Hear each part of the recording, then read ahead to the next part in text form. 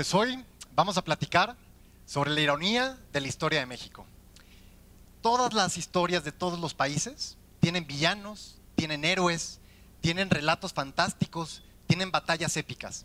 Por ejemplo, en México tenemos este bandolero que se convirtió en héroe revolucionario. O tenemos el pastor que llegó a ser presidente. Y también tenemos este niño que defendió la bandera hasta la muerte. Yo de verdad no me imagino ningún relato en la historia de los países más épico y más significativo que un niño defendiendo la bandera de su país con su vida. Pero algo importante es que estas historias de los países se construyen a través de relatos, pero también se construyen a través de símbolos. Por ejemplo, el calendario azteca. ¿Qué significa el calendario azteca para todos los mexicanos? ¿Lo hemos pensado? Es un signo de unión. México es un país bastante plural, somos muy diferentes, pero no importa si vives en Yucatán o no importa si vives en Baja California, todos como mexicanos somos el pueblo azteca. ¿Qué es lo que tienen las monedas? Todas las monedas del país, el calendario azteca. Eso nos une, eso crea un sentido de pertenencia bastante importante y eso nos hace sentir mexicanos. ¿Qué más nos hace sentir mexicanos? Un montón de cosas, la cultura, la comida, la música, pero principalmente las personas, los mismos mexicanos y sus logros. Tenemos científicos que son premios Nobel, tenemos artistas que fueron reconocidísimos en todo el mundo, tenemos también músicos que son exitosos en todas partes, tenemos bailarines en los mejores conciertos a nivel mundial, tenemos hasta astronautas. Claro que eso también nos hace sentir orgullosos como mexicanos. Y para poner esto un poco más serio, en 2015 una de las casas encuestadoras más sensatas y más profesionales en México preguntó justamente esto sobre la historia. ¿Los mexicanos estamos orgullosos de nuestra historia? El 80% dijo sentirse muy orgulloso o bastante orgulloso de la historia. Igual recuerdo que el año pasado uno de los periódicos de más circulación en el país preguntó, ¿están de acuerdo con la frase "la patria es primero"? Imagínense qué fuerte es esa frase. La patria es primero. Y el 78% de los mexicanos contestamos que la patria es primero. ¿Estamos orgullosos de nuestra historia? ¿Ustedes qué creen? Yo definitivamente creo que estamos muy orgullosos de nuestra historia. Pero yo me acuerdo perfecto que cuando estaba en secundaria salieron dos frases que para mí me hicieron reflexionar muchísimo acerca de la historia. La primera fue una de Jorge Santayana, un filósofo español, que dice, y que seguramente todos la conocen: aquellos que no recuerdan el pasado están condenados a repetirlo. Es muy famosa. Y esta frase te hace reflexionar. Igual que esta frase de George Orwell, que sale en el libro de 1984. La historia la escriben los vencedores. ¿Qué me puse a pensar con estas dos frases? Que nuestra historia y la historia de todos los países está llena de ironía. Está llena de ironía. ¿Qué es la ironía? Según la RAE, ahí está, ¿no?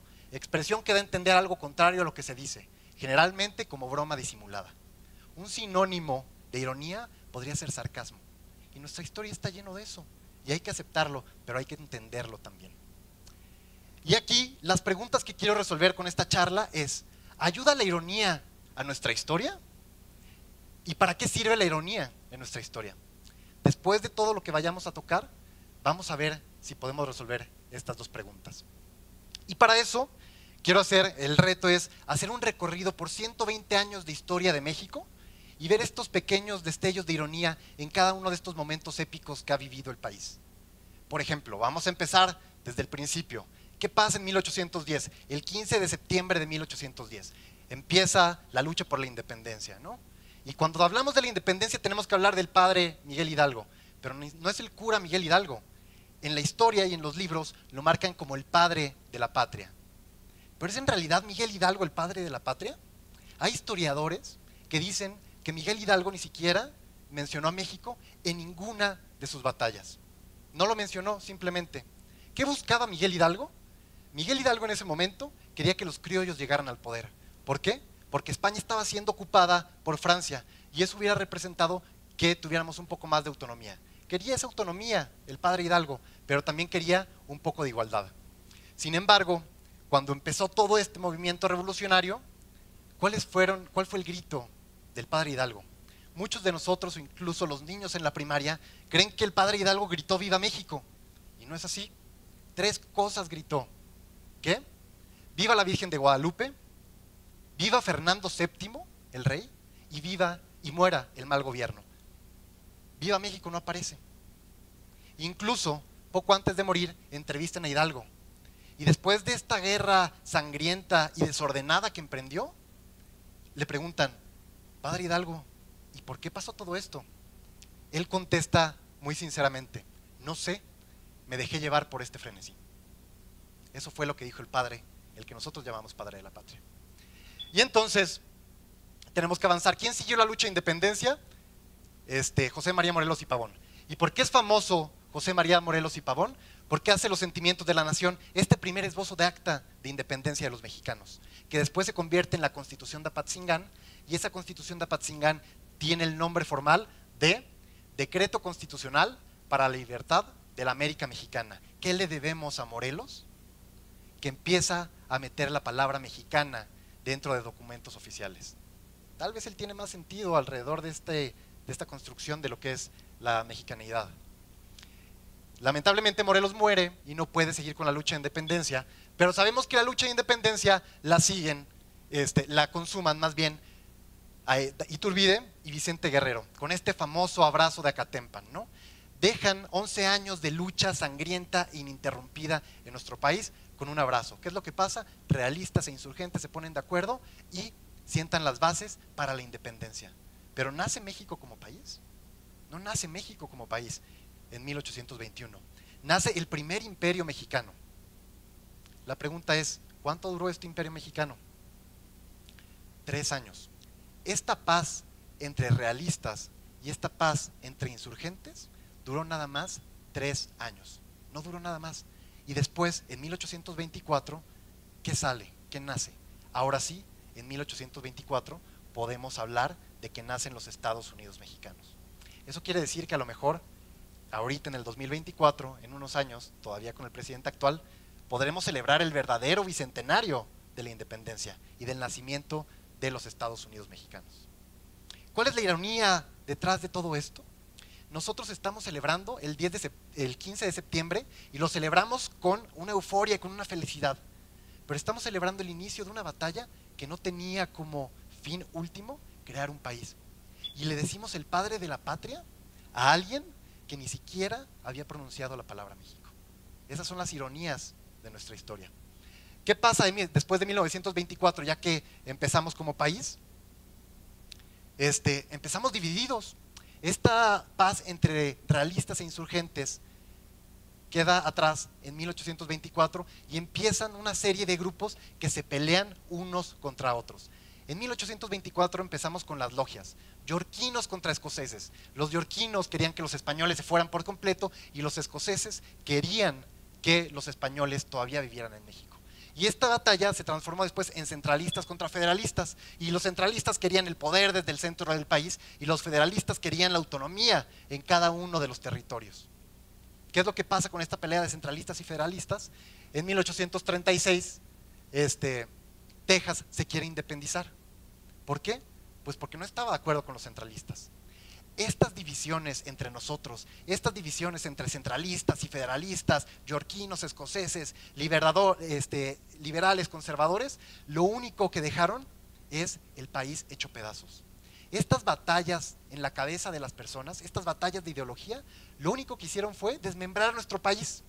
1821, cuando somos el primer imperio mexicano, abarcábamos desde el sur de Costa Rica hasta casi Vancouver, en Canadá.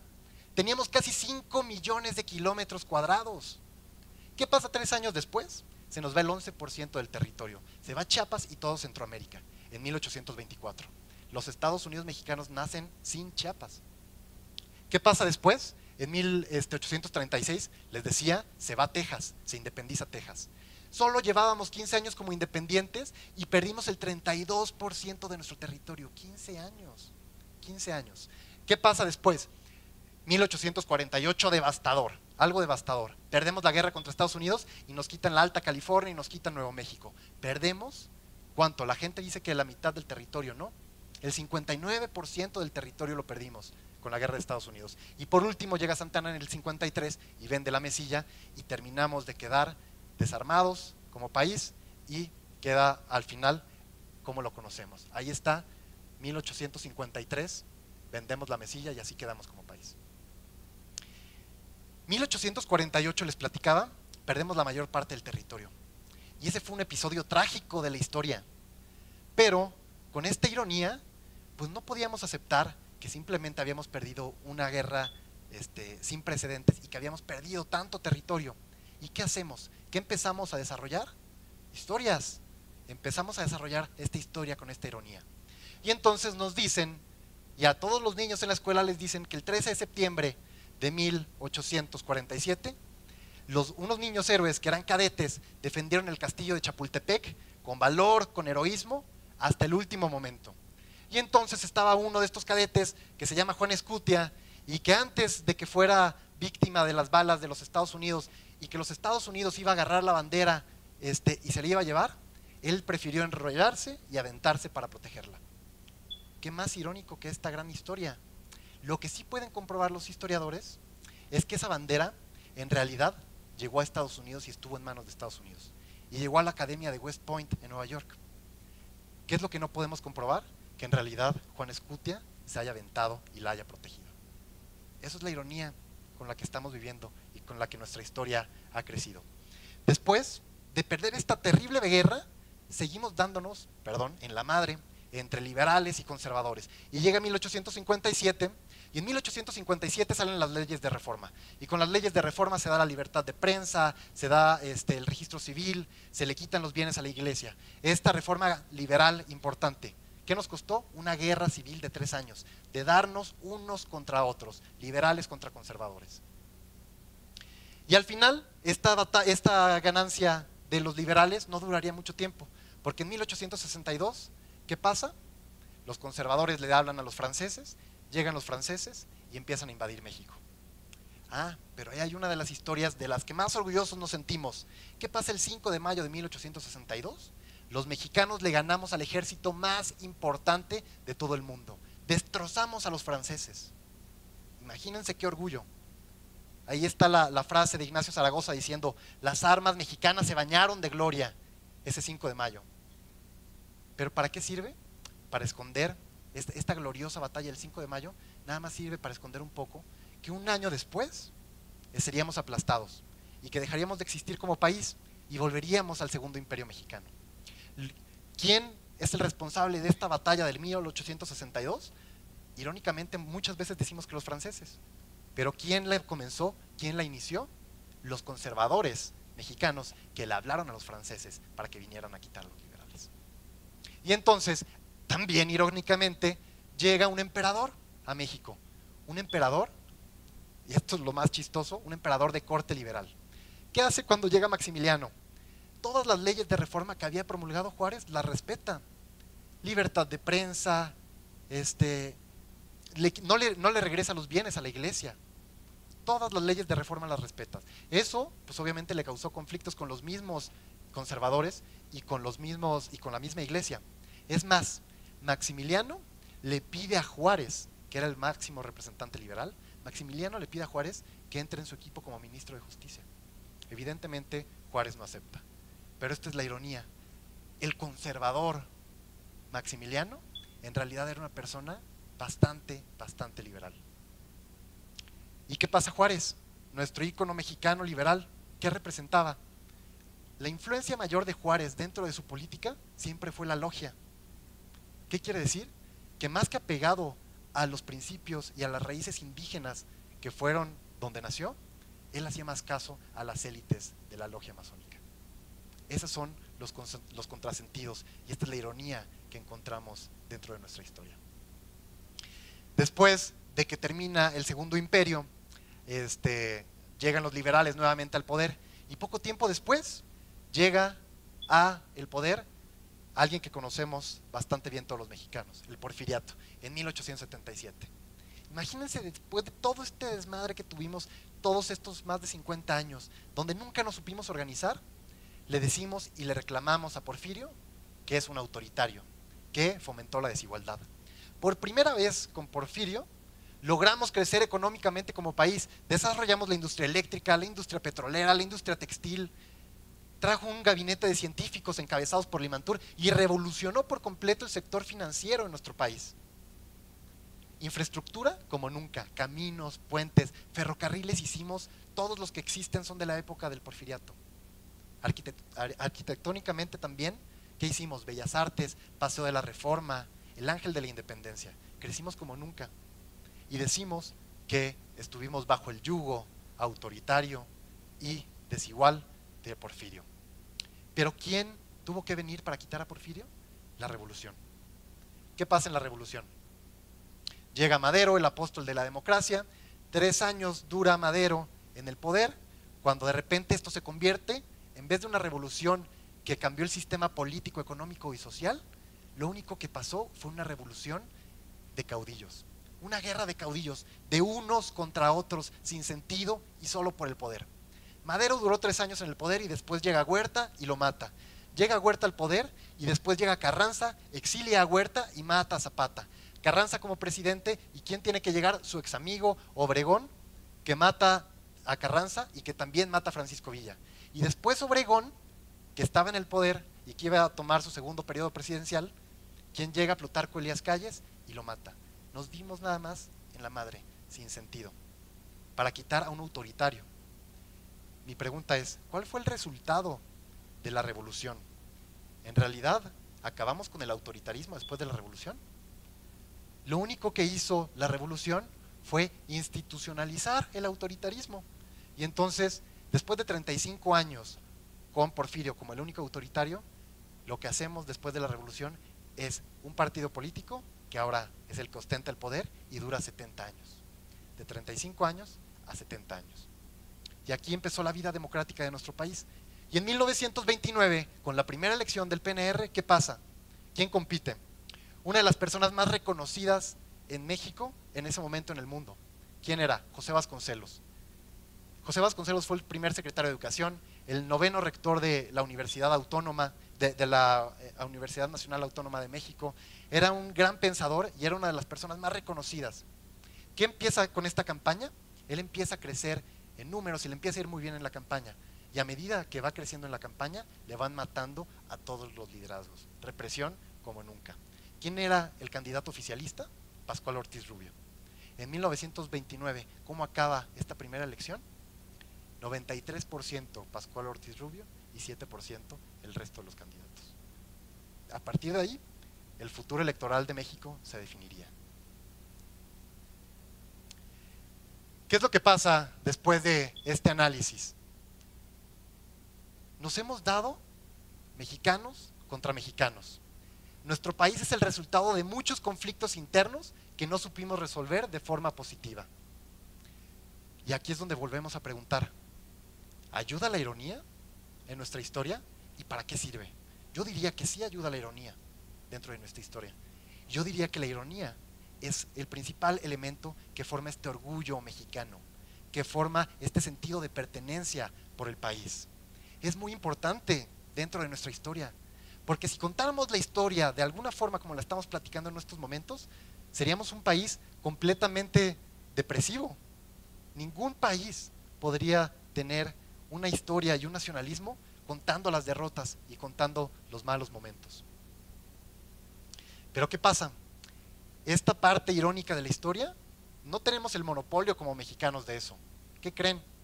En Perú también está Alfonso Ugarte, un héroe patriótico de Perú, que él se enrolla la bandera, pero iba arriba del caballo y se avienta un acantilado también para proteger a la bandera. Y también tenemos una niña héroe en Bolivia, y ella, cuando llegan los chilenos a invadir Bolivia, agarra una bandera que se está quemando, la sacude, la seca y la guarda y la defiende. Y también está Juancito Pinto, un niño que era tamborilero y que dentro de esta pelea entre chilenos y bolivianos, agarra, después de que estaba aniquilado Bolivia, agarra las armas y va y enfrenta de forma valerosa al ejército chileno. Estas historias están en todos lados y esto es lo que nos hace sentir orgullosos y está bien. Tenemos que reconocer qué es la ironía y qué es la verdad y tenemos que y a partir de ahí aprender cómo está estructurada la historia de México y cómo nos hace sentir esta historia de México. Y para esto quiero terminar con dos reflexiones bastante sencillas. Una de Jorge Santayana que dice: un país es el producto de accidentes geográficos e históricos. Por tanto, la nacionalidad es un accidente irracional. La lealtad hacia un país debe ser condicional. Debe ser condicional. Su patriotismo tiene que subordinarse a la racionalidad, a cosas como la humanidad y la justicia. Por supuesto, está bien que amemos a México, pero tenemos que ser racionales y justos. ¿Qué pasa si mañana el 60% de los mexicanos decide que queremos hacer un muro al sur de la frontera? ¿Estaríamos de acuerdo? Yo no estaría de acuerdo. A mí no me parece ni racional ni me parece justo. Este amor al país debe estar condicionado. ¿A qué? A racionalidad y justicia. ¿Se vale ser irónicos en la historia? Claro que se vale. Y lo podemos abrazar, pero también hay que conocer esa ironía. Y por último, una de las frases, estoy parafraseando a uno de mis autores favoritos que se llama Christopher Hitchens, que al final de su libro, Cartas a un joven disidente, menciona: si fuéramos un poco más autocríticos, escépticos e irónicos, podríamos verdaderamente aprender del pasado en vez de alabarlo de forma indulgente y desinformada. Seamos irónicos, seamos autocríticos. Está bien que amemos a México y que amemos ironía, pero tenemos que saber que esta ironía se construye y que es sobre la que estamos parados. Se vale que amemos a México, pero hay que amarlo por las cosas correctas. Hay que amarlo por su historia, hay que amarlo por su orgullo y su sentido de pertenencia, pero también hay que amarlo desde la racionalidad y desde la justicia. Gracias.